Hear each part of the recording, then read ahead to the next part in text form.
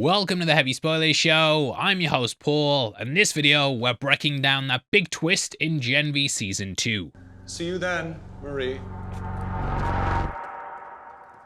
So, Thomas Godolkin is Cipher. Can you believe it? Yeah, if you've been keeping up to date with our videos, or even watching the show passively, then you're probably like this. Yes, we knew all along, sadly.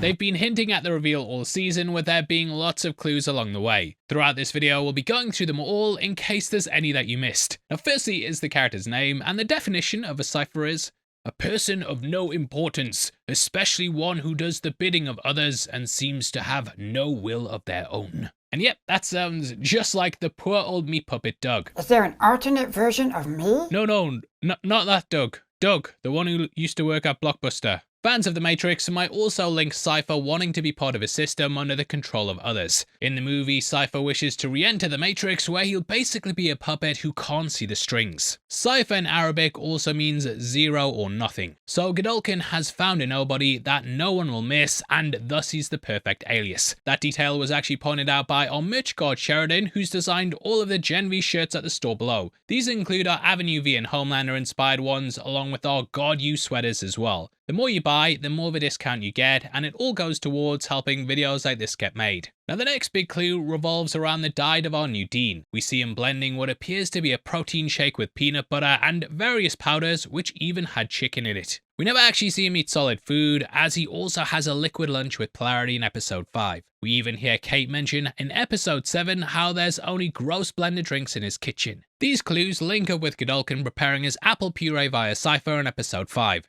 Godolkin can only eat apple puree while he gives his drone boring food which acts like fuel. The liquid meals were hinting that they were the same, and Godolkin may even just be resigned to this kind of meal after having it for decades. Next up, we have Godolkin's likeness being present a lot more on the college campus compared to Season 1. When we saw the statues on Founders Day, we could see a brand new one for Godolkin. This was not actually there in Season 1, and shows that it's a new edition which is made by the new Dean. Cipher was obsessed with pushing how important Godolkin was, almost like it was a personal thing to him. In hindsight, we know Godolkin was there making sure his legacy and name were remembered. We also saw Thomas Godolkin Day, which had displays of the scientist. This laid the groundwork for episode 7's big reveal, and possibly him becoming the new Dean. One of the big things for me as well was that it was weird casting Ethan Slater in something that was just a throwaway flashback at the start, especially as the character's importance was played up in a few ways early on. So there was the feeling he was going to return in some way and play a much bigger role down the line. It was also revealed that Kate was unable to use her powers on Cipher or even read his mind. At the time, it seemed like it was because he was so powerful, he completely counteracted her abilities. However, with the reveal that he could control people, that retroactively became a major clue. Kate could not read or control his mind as someone else was already logged in. She sees nothing as there's no thoughts due to Doug being stuck in the back seat, simply just watching. Also, if he's been under control for decades and decades, it makes sense that he'd have nothing going into his brain or registering because, yeah, he's being controlled by Godolkin. This was further hammered home after the Octagon fight, where Jordan mentioned that there was nothing in his mind except pain. The fact that the Cipher we see is just a remote drone for Godolkin was also hinted at when Marie looked at his blood. In episode 4, Marie tried to see if there was Compound V, but Cipher is seemingly just a normal human. This was weird as well, especially after all his talk about that true Vought blue. So those moments combined were to tell us that things aren't as they seem. Now, there's one clue that might be my favourite one out of all of them. This is the blue eyes of Godolkin. Jordan and Kay got a shock when they discovered Godolkin in the Dean's residence in what was a split-second jump scare. Godolkin opened his eyes, which had a weird little tint to them. If you look at this in slow motion, it's almost like there's a sort of effect washing over them, like they're disconnecting or something. This bluish tint is also something that we see in episode 6 when Polarity is being controlled. We can see that his right eye is slightly blue, and this might be because Godolkin's controlling Polarity via someone else, which might mean that the effects aren't as heavy. Kind of watered down, so to speak. Also in that episode, we saw Cipher make Polarity hit himself. However, weirdly, his hand is being waved to mimic the movement. This is something that he told Marie not to do, as the hand does nothing when using their powers. Shouts to Screen Crush for pointing that out as well, as much as that pains me to say. The eyes though were part of possibly the biggest hint to who Cipher really is. It's something that we also saw during the start of episode 5. There we saw the daily routine, which made it seem like Cipher was his father's caregiver. They were interrupted when Sister Sage congratulated him on becoming Gardu's new dean. She then properly bounces on it and stares at Godolkin, which at the time seemed very, very weird looking back. Like, right there in front of the dad, okay? Godolkin is staring at them with his blue eyes though, and he's seemingly into it. You might as well have just put the cook chair right there. However, in hindsight, it was our boy getting his freak on via Doug. Sage was looking at him and giving him eye contact because he was the one she was really getting it on with. Along with this, after shouting at his body, Doug's body then just went back to what seemed like autopilot, just staring forward and going through the motions. At the time, I thought that Godolkin then retreated into his own body, but had a little bit of control left to finish his rehab.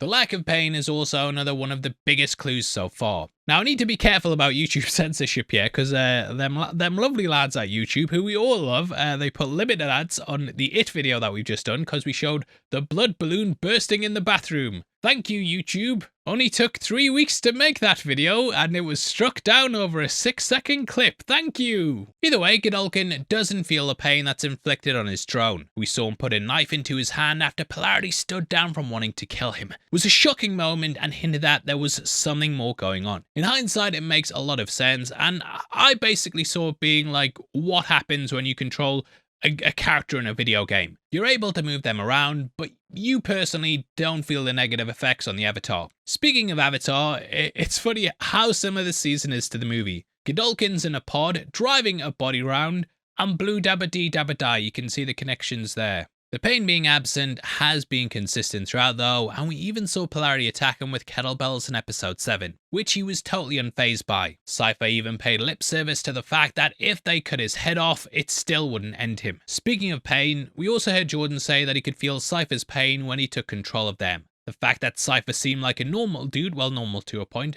someone who wasn't constantly in pain, hinted that it might have been the guy in the tank controlling everything through him. I also feel like the pain that Cipher inflicted on Godolkin made it seem like it was self-hate rather than the actions of a quote-unquote devoted son. It just didn't make sense for Cipher to wait on him hand and foot and do things like go and cut him flowers only to then smash him like the like button. Another clue is how Marie was kept alive way longer than she should have been, and Project Odessa in general. In episode 5, we saw how desperate Cipher was to get Marie to level up, but if this was Homelander, she would have been killed instead of being sent to Elmira. Instead, she's shown a wild amount of leniency in a franchise when deaths can happen for the tiniest little thing. Even here in Elmira, Cipher says how he wants to help her realize her powers. She isn't intended to become a weapon, but rather a force for making his life and everyone's life better. While Homelander used Sam and Kay to control people who threaten his rule, Cipher just wants to make the biggest medical breakthrough in history, and commit a soup cull as well. In episode 6, even after Marie had escaped, he was willing to offer amnesty for her and all her friends if she just returned to her training. At the time, I thought he just wanted her to heal his father, but this was Godolkin trying desperately to cling to his chance for rebirth. If Marie healed his body, then he no longer needed to work from the shadows, so it was being signposted, and combined with all the other clues,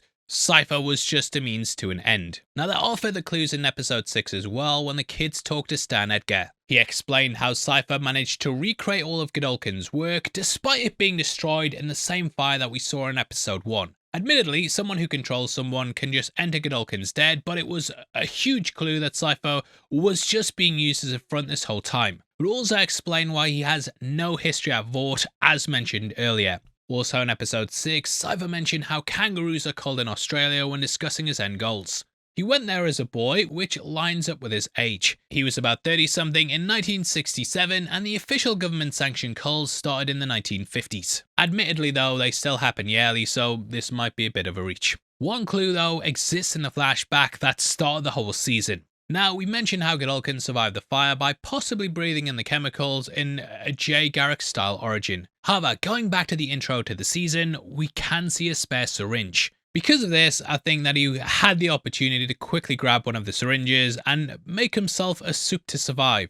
This was a very early clue that showed us Godolkin would likely become a soup, but the one problem is he can't walk around, so his powers manifested as controlling drones. In this opening, we also had a lot of focus on the music as well. The song Cherish was later used when Cipher was looking after Godolkin. Now this seemed like a song choice that initially showed the son cherishing the father. However, knowing that Godolkin was about in the 60s and choosing this song from 1966 made more sense. At Elmira, we also saw Sage bring a present for Cipher. This is something that turned out to be Annabeth. He says, "To what do we owe this pleasure?" Yes, it's just a normal phrase, but in hindsight, it seemed to hint that there were 3 of them in that room. Shoutouts again to Mitch God Sheridan for letting me know about that one too. Overall, when we look at the seasons and character arcs as a whole, we can use season 1 as a sort of reflection of what happened with the Dean being bad. Like mate, it's becoming as cursed as being the defense against the dark arts teacher. Anyway, in the first episode of season 1, Dean Shetty was introduced via a God You promo video. Season 2 also introduced Cipher via a very similar promo. This shows us that while they're very different, they are also very alike, and sort of dark reflections of each other. Now, as we learned, Shetty's family died on the plane that Homelander and Maeve failed to rescue. She then experimented on soups to make a virus as a revenge plot. Cipher, on the other hand, was actually being controlled by Thomas Godolkin the whole time, and Godolkin, via his puppet, was also conducting experiments of his own. So the pair are pretty similar, but on opposite sides. One wants to wipe out soups as they're dangerous, while the other wants to kill the weak ones to make the rest stronger. With Gen V introducing both the Deans in the same way, it's a subtle hint that the new one also has a secret going on too. As well as this, both Deans had a connection with Kate. Shetty used her to control the soups, while Cipher had her try to find Marie. He even said to Kate in episode 1, Look, Kate, I like you, but let's never forget who controls who. Yeah, it's one you'd only pick up during a rewatch, but I thought I'd mention it as it's a pretty cool detail about control. Especially with the who controls who hiding in plain sight. Or should that be sound? Anyway, that wraps up the video, and huge thank you for watching this and also for following our videos every week. If you're watching this before the finale, then we will be back for that, but if you're watching this after, then thanks for watching that one too, mate. I know you and I appreciate it. If you want to follow us on Instagram and keep up to date with what we're doing as well, then make sure you check us out at Heavy Spoilers. Did you know that members of the channel also get early access to videos? Just clicking that join button and giving us 99 pence a month will get you one breakdown early every week. Stuff like our Psycho video, the It one, that was all released early for members, and we do these big in-depth deep dives that are just 99 cents a month, less than $12 a year, but you get so much content, and that's what life's about, watching me. If not though, I totally understand it, and yeah, thank you for watching this video. I really appreciate it. With that out of the way, I've been your host Paul, you've been the best, and I'll see you next time. Take care, peace.